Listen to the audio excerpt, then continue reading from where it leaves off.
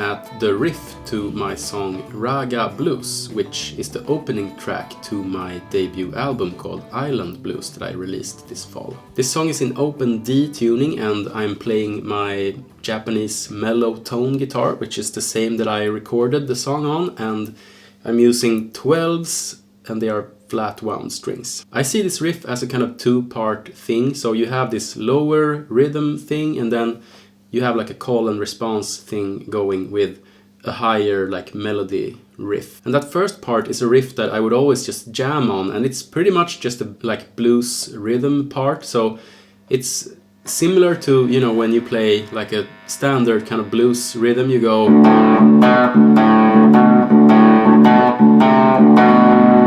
And what you're really doing in that case is you're using the 1 chord, you're using the 4 chord, and you're using the flat 7 chord. So if we were to put like full chords to them, that would be like 1, that's a D, and then we have the flat 7, C, and the 4, which is G. And if, you know, if I were to strum that, this riff would sound like.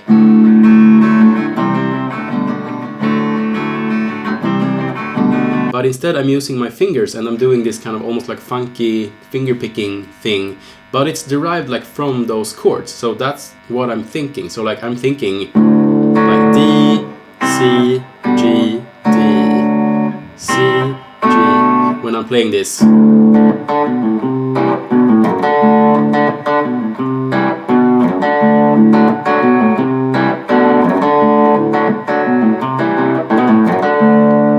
So you see how, even though like I'm just here and there, I'm just playing like one note, but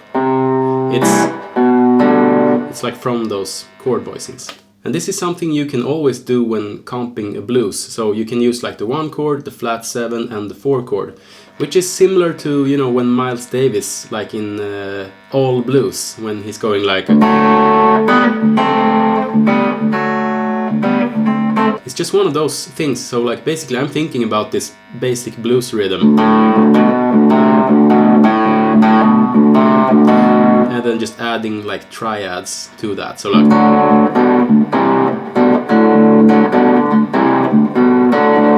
and that's where that riff came from. And how I came up with the melody riff was that I was watching this YouTube channel where they teach ragas and how to like sing Indian music, but like the concepts can be also used for guitar. So I was watching like Indian vocal lessons and found this cool scale. So one thing they teach there is that like you can find different scales by taking like a parent scale. So in this case, the major scale, just a common major scale, if you take that and then you remove certain notes, you get these other like cool scales that are used in different ragas in Indian music. And like I don't know anything about this really, but this is like a concept that I got from that lesson. And so the scale that I'm using here is like if we take the major scale and we remove the 3rd and the 7th, we get this. So we get like 1, 2, no 3rd, so we jump to the 4, 4, 5, 6, no 7, go to 1. So you get this sound on one string.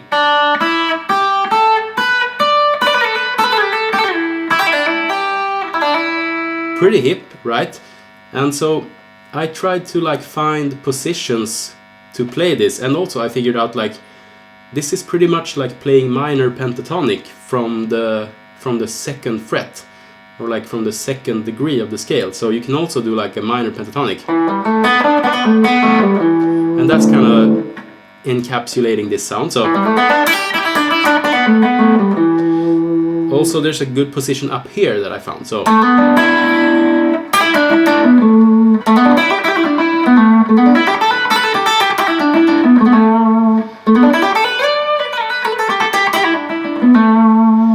and that's a pretty hip sound just from removing stuff from the major scale. So and so what I did next was I was trying to come up with like a chord voicing that would kind of encapsulate the sound of this scale.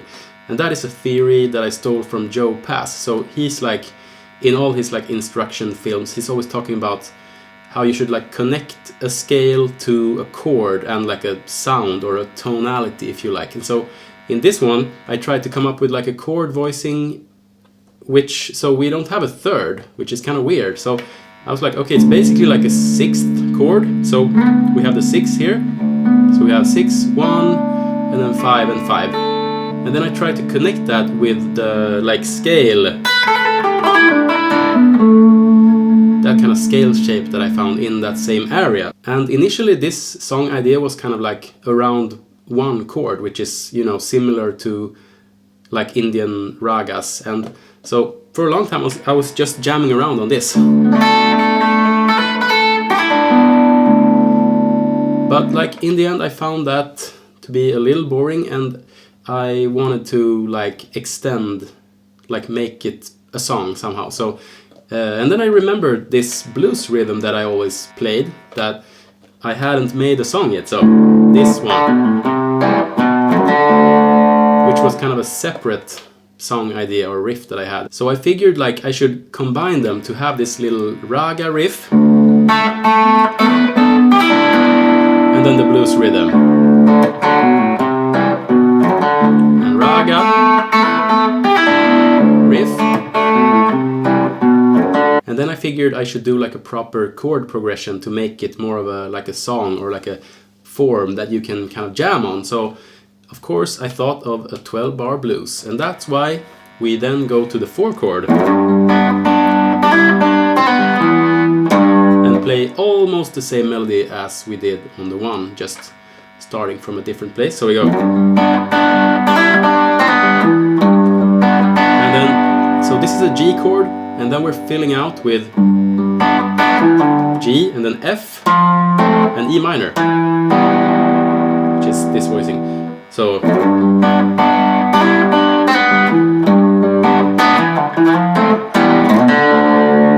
and then we do this slide up the low D string up to the 3rd of that 4 chord and play that middle D string and then that low D string to go back. So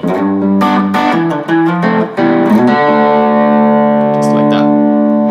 And then back to the main riff.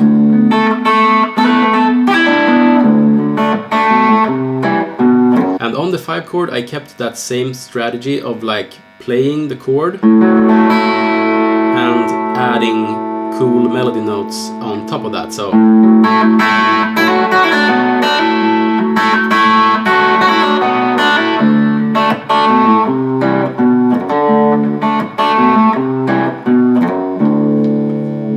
and before we wrap up, I just want to mention that one thing that I think is really important to nailing this riff is to have this kind of bounce going between your thumb and mainly first finger. So when I play this rhythm, like you can't do that with a pick in the same way, like going.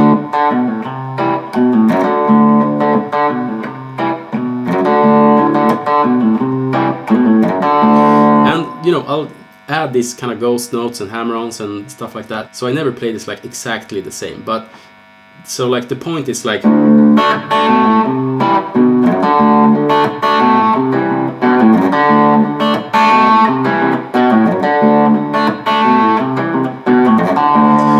how there's a lot of like back and forth between my thumb and my first finger. And even when I'm playing that higher riff, we have some bounce going between the two. So if you watch my fingers, see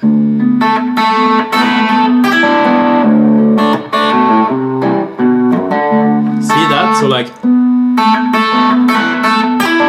so my thumb is kind of playing that 6th like down here. So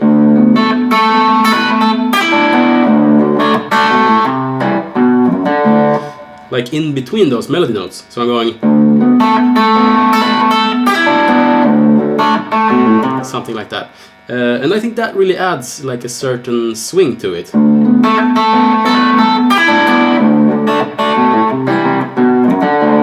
So that's that like bounce that I call it. So I don't even know if I can play this riff without doing that bouncy thing, but I'll try. So here's what the like main melody would sound like without that. So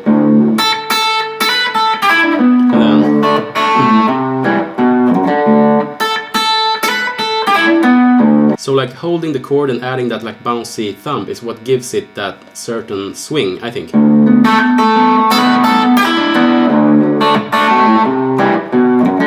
And without. It sounds kind of empty. And also you'll see me do this move a lot. So basically like sliding up the low D string, playing the middle D string with my first finger, and then playing the low D string. So, and that's a good way to like get back to a 1 chord, and that's why I do that also on the G. So I'm going like going out of that. So you see how I'm like sliding up to that third of the 4 chord, and then playing that D string and that low D string. So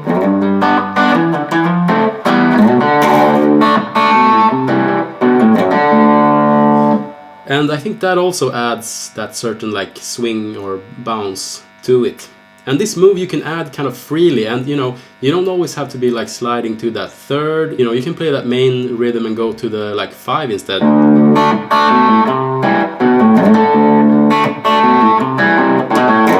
So like third, 5. 5 is cool. Or you can even go like to the octave.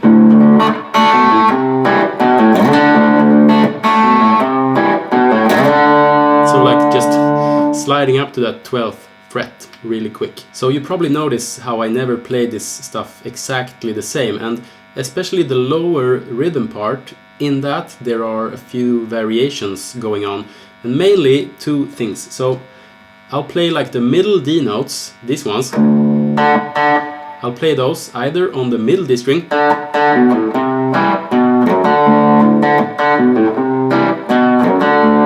or I'll play that same thing on the 1st and 2nd string, and it will sound like this.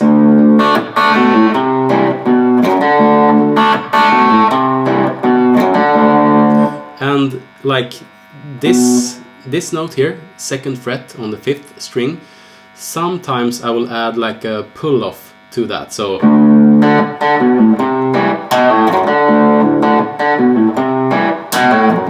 that one. So I will either play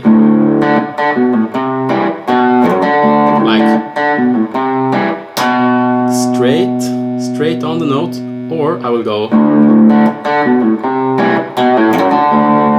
just like from what I feel in that moment. So it always kind of varies. Oh yeah, so one last important thing here is if I'm playing like the middle D for this rhythm part,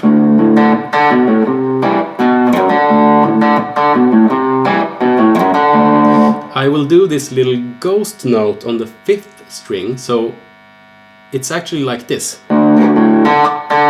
So like 6 and then 5th string. And it's not always like super pronounced, but I'm doing that to get that bounce that we talked about. And if I instead for the rhythm part choose to play the 1st and 2nd string in that riff, like that, I will do that little ghost note bounce on the 4th string instead. So I'll go.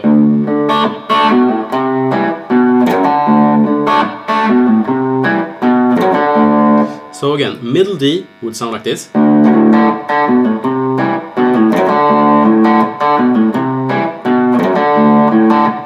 So, ghost notes.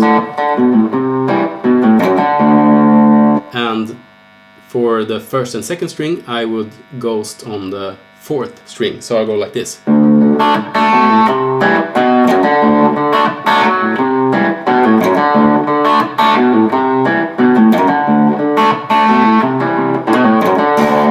now I'm kind of exaggerating, so I'm playing that note like more clear than I might used to. So